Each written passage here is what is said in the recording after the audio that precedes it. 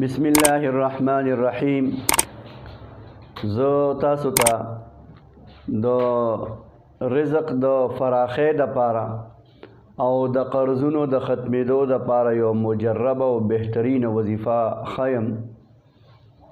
څوک چې روزانه 170 پیرې آیت الکرسی او وسره یا غنیو یا فتاحو یا رزاقو هر یو نوم د الله جل جلاله چې دی، یا رزاقو یا فتاحو یا غنیو 1000 پیرې وی، الله جل شانه به د په رزق کې فراخي راولي او الله به قرضونه ختم کړي.